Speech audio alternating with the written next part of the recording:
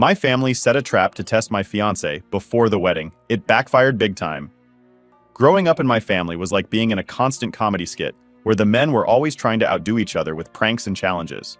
My dad, uncle, and cousin had this weird obsession with testing each other, and it wasn't just a once-in-a-while thing, it was a lifestyle for them. And when I say testing, I don't mean fun little dares. No, these were full-blown, borderline ridiculous challenges designed to see who could handle what. When I introduced my fiancé Tim into the mix, I knew they'd have their eyes on him.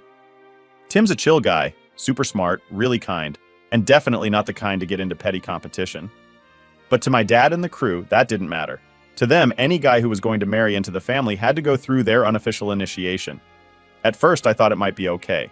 You know, harmless stuff like a few questions or maybe a game of chess. Well, they did start small, if you can call 4 back-to-back chess games small. They were testing his patience, I guess, and seeing if he'd get frustrated or bored. Tim, being the sweetheart he is, just went along with it, probably thinking it was some quirky family bonding thing. I mean, he's the kind of guy who wouldn't complain even if he hated every second of it. But things didn't stop at chess. Nope, not with my family. The next test was more annoying and definitely weird. My cousin suggested slashing one of Tim's car tires to see how he'd handle the situation. It's just a little challenge, they said. Let's see if he can fix it himself or if he calls for help. They didn't actually consult me about this genius idea. They just went ahead and did it. Tim came back from their little hangout one day with a weird look on his face. When I asked what happened, he just smiled and said, "Oh, your cousin helped me change a tire today." It took me a second to realize what he meant. I couldn't believe they actually slashed his tire. And the worst part? Tim didn't even complain. He just dealt with it like the absolute trooper he is. I confronted my dad about it, but he brushed it off. "It's just how we bond," he said, laughing. He passed the test, didn't he? He didn't whine or call for help.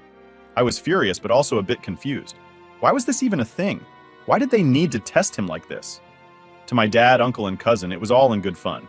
To me, it felt like they were going out of their way to make Tim uncomfortable. As if that wasn't enough, they decided to start asking him the most random and personal questions. What's a joke you'd tell your future mother-in-law? How do you feel about kids? What are your thoughts on Jesus? Yeah, they went there. Tim answered everything politely, probably thinking they were just trying to get to know him better. But I could tell they were looking for reasons to judge him. The worst part was how they kept bringing up his asthma. Tim has a mild condition, nothing too serious, but he does carry an inhaler just in case.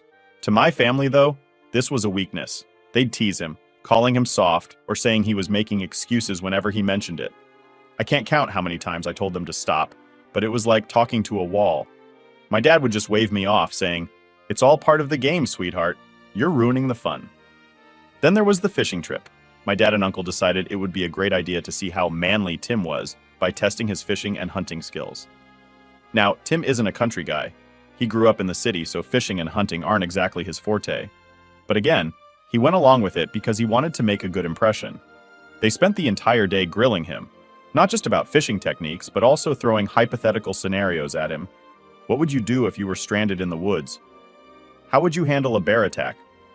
Tim did his best to answer, but no matter what he said, they'd find a way to mock him or call him slow. After that trip, I could see Tim was getting worn down. He didn't complain, but I could tell he was exhausted from constantly being under their microscope. I told my dad they needed to chill, but he wasn't having it. "This is what we do," he said. "It's tradition. If he can't handle a little teasing, what kind of husband is he going to be?" I was beyond frustrated. How could they not see the damage they were doing? Tim wasn't just being tested, he was being bullied. They were taking it way too far, and I couldn't stand by and watch it happen. The worst part of all this? They genuinely thought they were helping. In their minds, they were preparing Tim for the real world, making sure he was tough enough to be part of our family. But all they were really doing was pushing him away, and me along with him. I knew something had to give. Either they backed off, or I'd have to make some tough choices about who was really going to be in my life going forward. So my dad, uncle, and cousin came up with this brilliant idea to take Tim on a camping trip. They pitched it like it was going to be a fun guy's weekend. Fishing, hiking, and just hanging out in the great outdoors. I wasn't thrilled about it, considering their track record. But Tim thought it might be a good chance to bond with them. I figured, what's the worst that could happen? Turns out, I seriously underestimated them.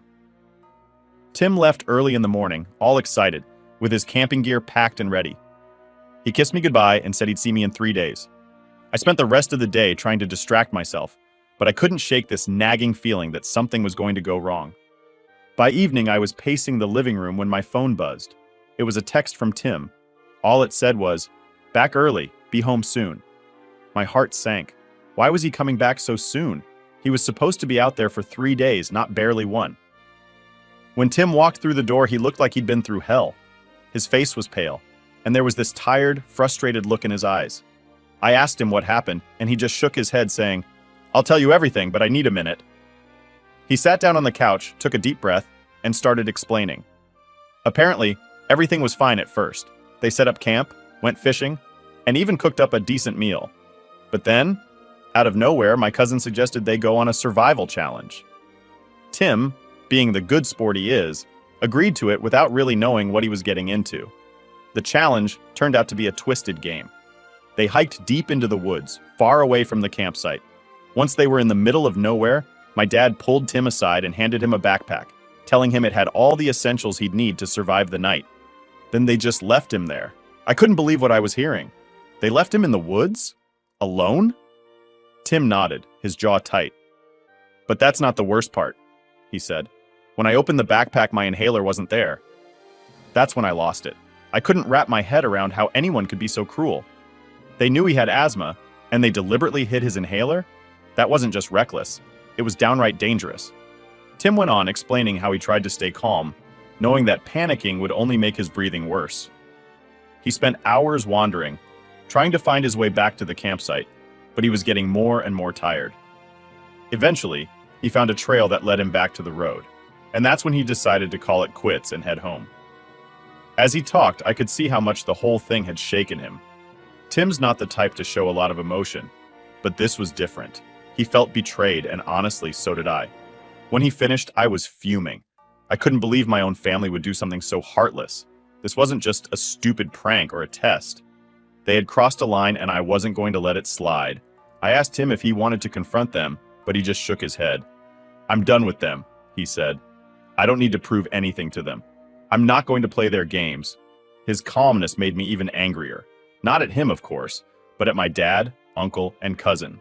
They put Tim in a dangerous situation just to see how he'd react. Who does that? I couldn't let this go. They needed to know how messed up their actions were, and they needed to know it from me. The next day, I called my dad and told him we needed to talk. He acted like nothing had happened, like it was just another day. When I brought up the camping trip, he laughed. "Oh, Tim told you about that? He did fine, didn't he? He made it back in one piece." I couldn't believe what I was hearing. Made it back in one piece? That's your standard now? I let him have it. I told him how reckless and cruel their so-called test was, and how they put Tim's health at serious risk. But my dad just brushed it off, saying it was all in good fun and that Tim needed to toughen up. I hung up, shaking with anger. They didn't care. They didn't see how dangerous their actions were, and they didn't care how much it hurt Tim, or me. This wasn't just about pranks or tests anymore. This was about respect, and they had none for Tim or our relationship. When I told Tim about the call, he just shrugged. "I didn't expect anything different," he said, "but I did. I expected my family to at least care enough to apologize or admit they were wrong. Instead, they acted like it was all a big joke. That night, I couldn't sleep. My mind was racing, thinking about how we'd gotten to this point. I always knew my family had their flaws, but this was beyond anything I could have imagined. I felt like I was stuck between two worlds, the family I grew up with and the life I was building with Tim. And right now, those two worlds were crashing into each other in the worst way possible. I knew one thing for sure. I couldn't just let this slide. Something had to change, and it had to start with me standing up for Tim, and for us. After the camping trip fiasco, I was still fuming. I couldn't believe how far my dad, uncle, and cousin had gone with their so-called test. Tim, on the other hand, was surprisingly calm about the whole thing. I guess he had just resigned himself to the fact that my family wasn't going to change. But for me, it wasn't that simple. I couldn't just sit back and let them get away with putting Tim through that kind of crap. The morning after our heated phone call, my dad decided to stop by unannounced. He walked in like nothing had happened, all smiles, and casually asked if Tim was around. I was in no mood for small talk. "Seriously, Dad?" I snapped. "You think you can just show up here like everything's fine?" He looked genuinely confused. "What's the problem now? Tim's fine, isn't he? No harm done?" "No harm done? I couldn't believe my ears. You hid his inhaler in the middle of nowhere. What if something had gone wrong? This isn't a game, Dad. He rolled his eyes and let out a heavy sigh. You're blowing this way out of proportion. We've all been through worse growing up. It's just how men bond. Well, Tim's not interested in your twisted version of bonding, and neither am I shot back. Before he could say anything else, Tim walked in. I could see the tension in his face as he greeted my dad. Tim didn't want a confrontation, but I could tell he wasn't about to back down either. I'm not mad, Tim said, his voice calm but firm. I just don't understand why you felt the need to do that. My dad shrugged. You passed the test, didn't you? You made it back fine. That's what counts. Tim shook his head. I didn't need to be tested. I'm here because I love your daughter, not to prove anything to you. Dad didn't say much after that. He just gave Tim a long, hard look, like he was trying to figure out if he should push the issue or let it go. In the end, he just muttered something about needing to leave and walked out. After he left, my phone started blowing up with messages from my brother and cousin. Apparently, Dad had filled them in on our argument, and they were all too eager to jump in with their 2 cents. Come on, it was just a prank, my brother texted. You're making a big deal out of nothing. Tim handled it like a champ. Yeah, he proved himself, added my cousin. No need to get all worked up. I was beyond frustrated. How could they not see how messed up this whole thing was? It wasn't just a prank. It was a deliberate attempt to push Tim to his limits, and they were treating it like some kind of joke. I ignored their texts and focused on Tim. He needed to know that I was in his corner, no matter what. I sat down next to him and took his hand. I'm sorry, I said softly. I never thought they'd take things this far. Tim gave me a small smile. It's not your fault. They are who they are, but I'm glad you're standing up for us. That night, I called my mom, hoping she'd be more reasonable. I laid everything out, from the tire slashing to the inhaler stunt. I thought she'd be horrified, but instead she sighed and said, You know how your dad is. He just wants to make sure Tim's the right fit for you. By risking his health? That's insane, Mom. I'm not saying it was right, she replied. But is it really worth all this drama? Family is family. You don't want to start your marriage on bad terms with us. I couldn't believe what I was hearing. They weren't justifying their actions, but they weren't exactly condemning them either. It felt like I was talking to a wall, and no matter what I said, it wasn't going to make a difference. After I hung up, I felt a mix of anger and sadness. My family was supposed to be supportive, but instead they were tearing us down. It was like they couldn't see Tim for who he really was, a kind, loving, and strong person who didn't need their approval. The next day, things got worse. My brother showed up at our place, ready to hash things out. He came in hot, accusing me of blowing the whole situation out of proportion. You've always been too sensitive, he said, shaking his head. Dad's just looking out for you. Why can't you see that? Looking out for me? I shot back. By hiding Tim's inhaler? By putting his life at risk? He wasn't going to die, my brother scoffed. He's fine. He handled it. That's not the point, I yelled. It's about respect. They don't respect him, and they don't respect me. My brother threw up his hands. Whatever. If you want to be mad, but don't say we didn't try to welcome him into the family. With that, he stormed out, leaving me fuming. Tim, as usual, tried to calm me down, but it wasn't easy. I felt like I was fighting a losing battle, trying to make my family see that their behavior wasn't okay. That night, I couldn't sleep. I kept replaying the conversations in my head, wondering what it would take to get through to them. Tim was my priority, and I wasn't going to let anyone, even my own family, disrespect him. But standing up to them was proving to be harder than I ever imagined. The fallout was just beginning, and I knew things were going to get worse before they got better. But no matter what, I was ready to fight for Tim and for our future together. After everything that went down, I knew I couldn't keep tiptoeing around the issue. It was time to draw a line in the sand. My family had crossed too many boundaries, and I was done letting them treat Tim like their personal punching bag.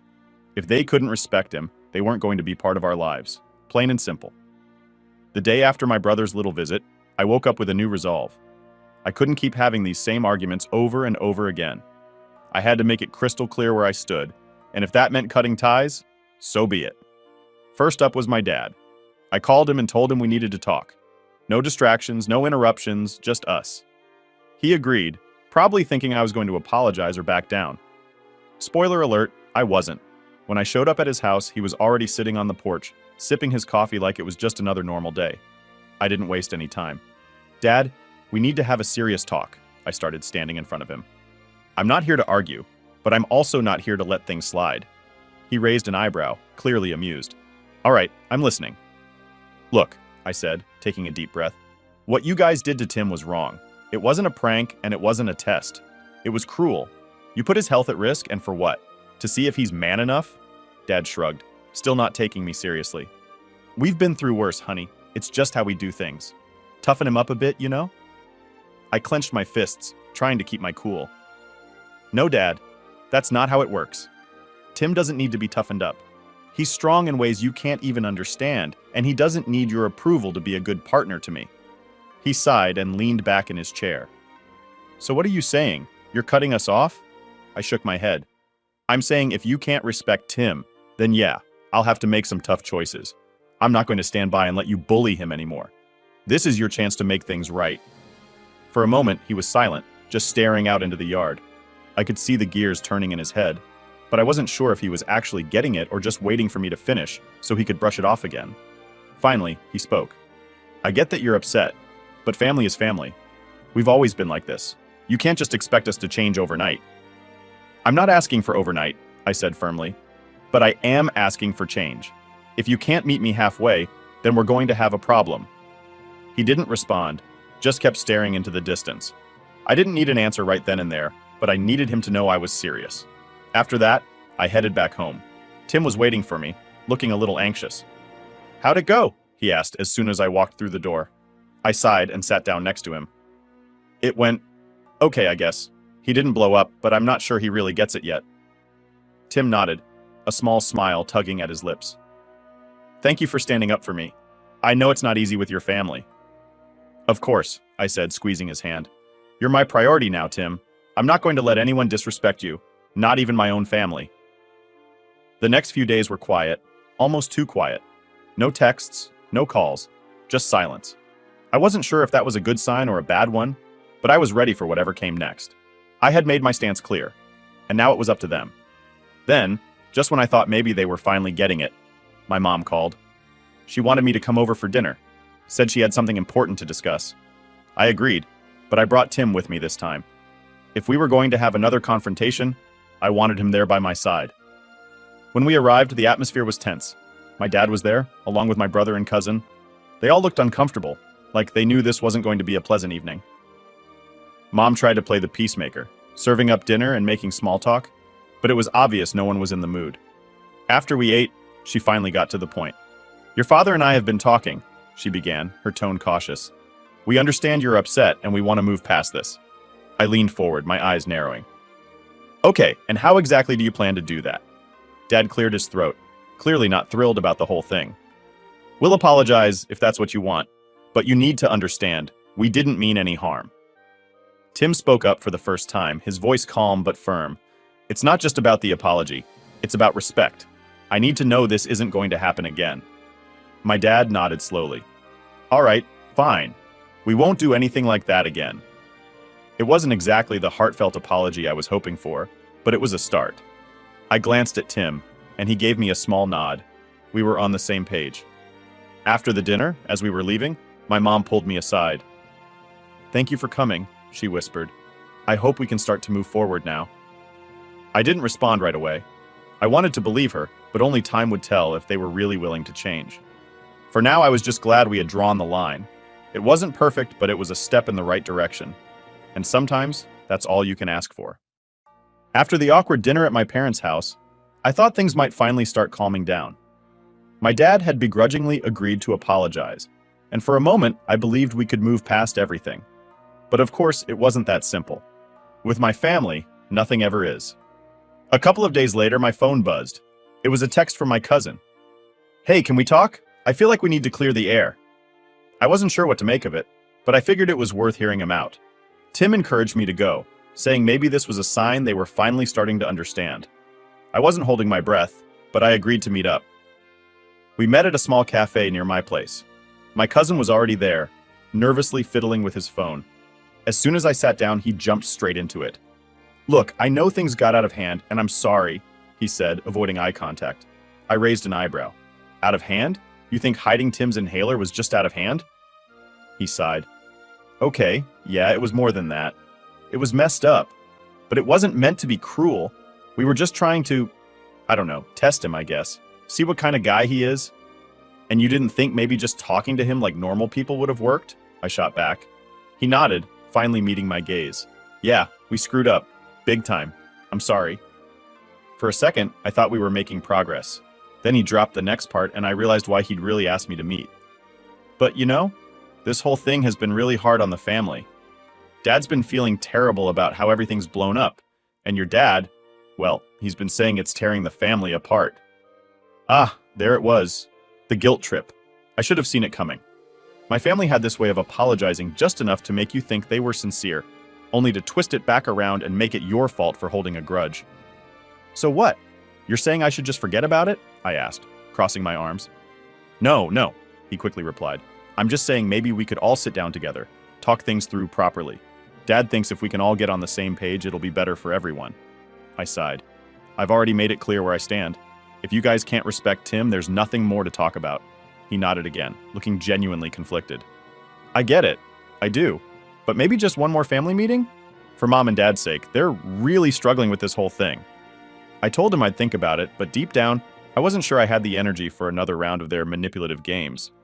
I wanted to believe they were trying, but it always seemed to come with strings attached. When I got home, Tim was waiting for me, his usual calm self. How'd it go? He asked. Apology mixed with a side of guilt, I said, flopping onto the couch. They want another family meeting to clear the air. Tim gave me a knowing look. And you're considering it? I don't know, I admitted. Part of me thinks it's just more manipulation, but if there's even a small chance they're serious about making things right, he nodded. Whatever you decide, I'm with you. Just remember, you don't owe them anything. You've already given them more chances than they deserve. The next day, my mom called. She must have gotten wind of the conversation with my cousin because she was all sweetness and concern. Honey, we're all so sorry for everything. Your dad and I were talking, and we think it'd be good for everyone if we had a family dinner. Just to talk things through. I could hear the hesitation in her voice, like she was walking on eggshells. It was weird, seeing her in this new, almost vulnerable light. Mom, I appreciate the effort, but this isn't just about a dinner. It's about real change. I need to know you're serious about respecting Tim. We are, she insisted. We just want to make things right. Please, give us a chance.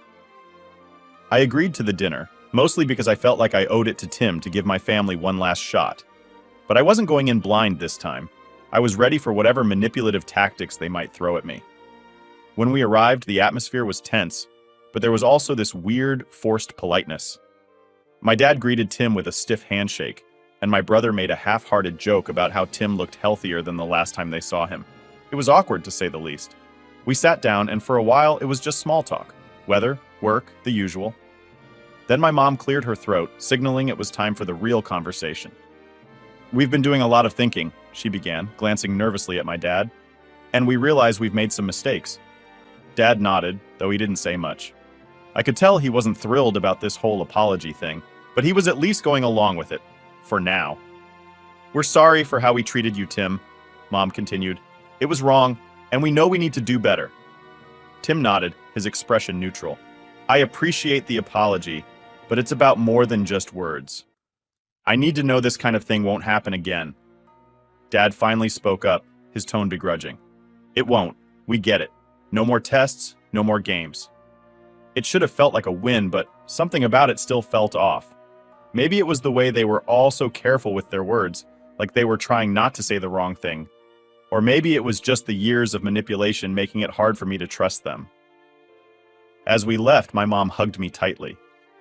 Thank you for giving us another chance. We won't let you down. I wanted to believe her. I really did. But trust isn't something you can rebuild overnight. They'd have to prove it, not just with words, but with actions. And only time would tell if they were truly willing to change. Our wedding day was supposed to be the happiest day of our lives.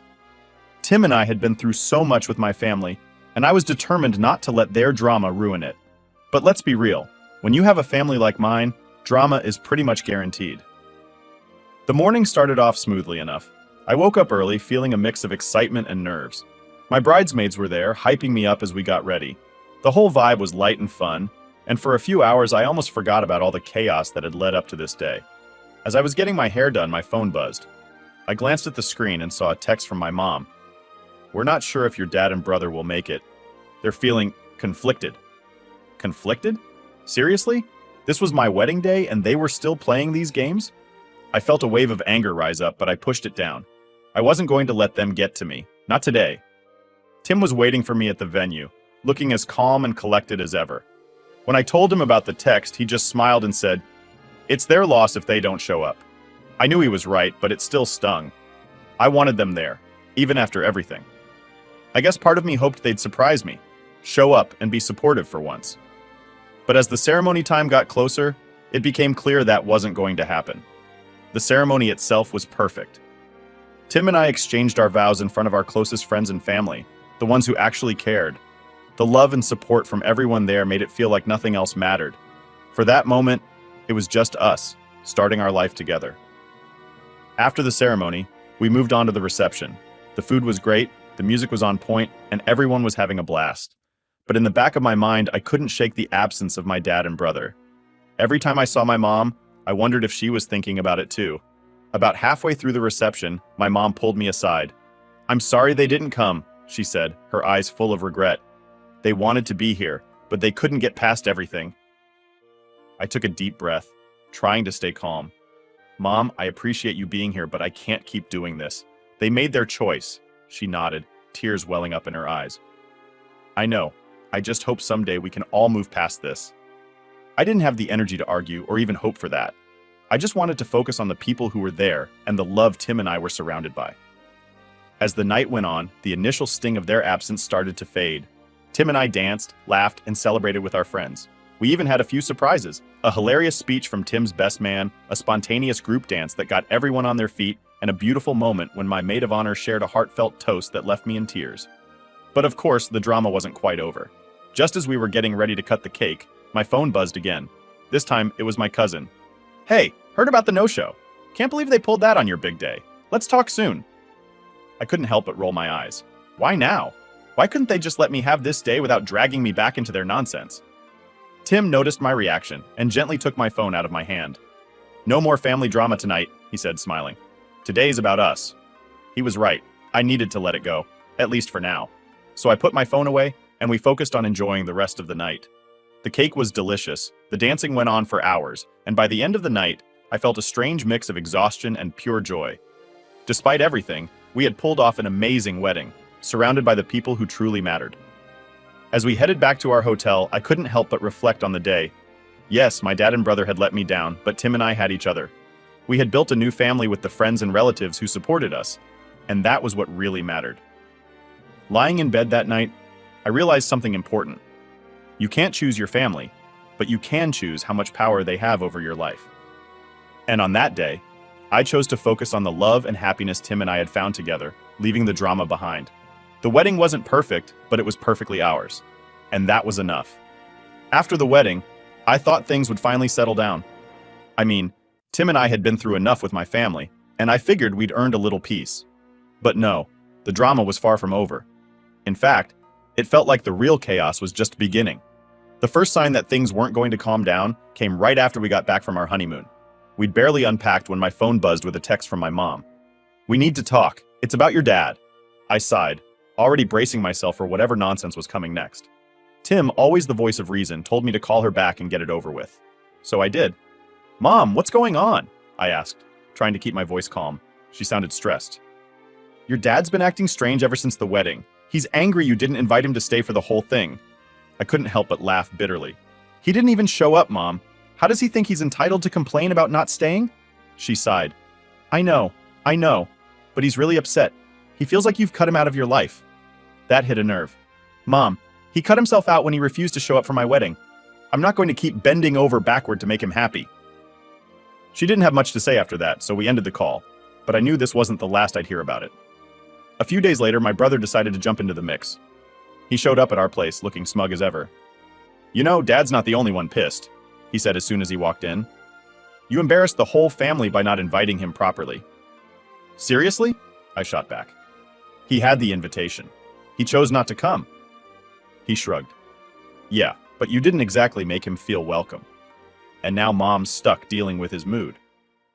I rolled my eyes. "I'm not responsible for Dad's feelings. He made his choices and now he's dealing with the consequences." My brother shook his head, clearly not convinced. You're being selfish. Family should come first. No, Tim cut in, his voice calm but firm. Respect comes first. Your dad didn't respect us or our wedding. We're not going to keep chasing after him. My brother didn't have much of a response to that. He mumbled something about needing to go and left, but I could tell this wasn't the end of it. Sure enough, a few days later, I got another call from Mom. This time she sounded more desperate. Honey, your dad's saying he won't come to any family events if you're there, she said. He's really upset. I sighed, rubbing my temples. Mom, I can't keep doing this. If he wants to act like that, it's on him. I'm not going to keep bending to his tantrums. I understand, she said quietly, but I just wish things were different. Me too, Mom. Me too. The next few weeks were a whirlwind of passive-aggressive texts, awkward family gatherings, and constant tension. It felt like every time I turned around, someone had something to say about how I was handling things with Dad. Then, just when I thought it couldn't get worse, my cousin decided to stir the pot. He sent me a long, rambling message about how I needed to make peace with Dad for the sake of the family. You're tearing us apart, he wrote. Can't you just be the bigger person? I stared at the message, feeling a mix of anger and exhaustion. Why was it always on me to fix things? Why was I the one expected to make peace when I wasn't the one who started the drama? Tim found me sitting on the couch, staring at my phone. Another guilt trip? He asked, sitting down next to me. I nodded, handing him the phone. He read the message and sighed. You don't have to respond. You've said your piece. They need to respect that. I know, I said quietly. But it's hard. I hate feeling like I'm the bad guy. You're not, Tim said firmly. You're standing up for yourself and for us. That's not being the bad guy. His words helped, but the tension with my family didn't go away. It was like this constant cloud hanging over everything. Every time I talked to my mom, I could feel her trying to tiptoe around the subject, hoping I'd magically change my mind. One night, after another particularly frustrating call with her, Tim sat me down. We need to set some boundaries, he said. This is affecting both of us, and it's not fair to you. We spent the next hour talking about what we needed from each other and from my family. It wasn't easy, but by the end of it, I felt a little lighter. We decided to limit contact with my dad and brother until they could show some real respect. The next morning, I sent a message to my mom, laying it all out. I told her that Tim and I loved her, but we couldn't keep dealing with the constant drama. We needed space, and we weren't going to engage with Dad or my brother until they were ready to have a real conversation. Her response was surprisingly understanding. I get it, she wrote. I wish things were different, but I support you. It wasn't a perfect solution, but it was a start. And for the first time in weeks, I felt like maybe, just maybe, we could start to heal.